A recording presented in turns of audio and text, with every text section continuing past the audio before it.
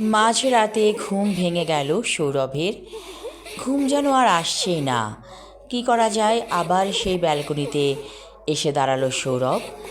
বাবা মা ঘুমিয়ে গেছে সেই কখন, কিন্তু সৌরভের দু চোখের পাতা কিছুতেই এক হতে পারছে না।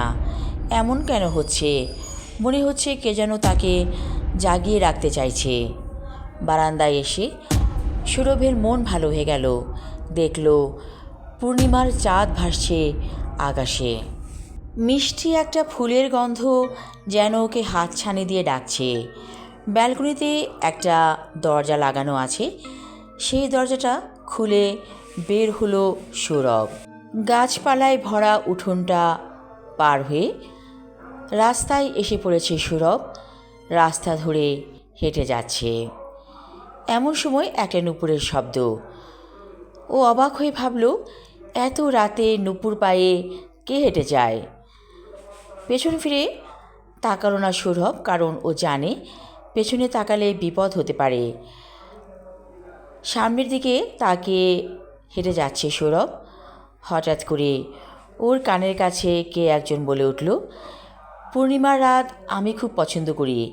এই রাতে আমি সবসময় নাচ করি। সৌরভ একটুও ভয় পেল না, বলল, তুমি কি সেই যে আমাকে ফলো করছো? সে বলে উঠল, আমিই সেই। তোমাকে দেখছি। তোমাকে দেখে আমার বহু বছর আগের স্মৃতি মনে পড়ে গেছে, কারণ তোমার মতোই দেখতে একজনকে আমি বহু বছর আগে ভালোবেসেছিলাম। সে আমাকে ফাঁকি দিয়েছিল, তাকে আর খুঁজে পাইনি। সম্ভবত সে বিদেশে চলে গেছে। সৌরভ বলল, তার মানে তার মধ্যেই তুমি আমাকে খুঁজে পেয়েছো, যার কারণে চোখ সরাতে পারছো না? সে বলল, ঠিক তাই। সামনে একটা পুকুর। পুকুরের কাছে তারা দুজনে গেল, অশরীরী আত্মা আর সৌরভ। চলো এখানে বসি, বলল সে। সৌরভ বসে পড়ল পুকুরের ধারে বেঞ্চিতে। সেও বসল। একটা শব্দ হলো নুপুরের, কিন্তু তাকে দেখা যাচ্ছে না।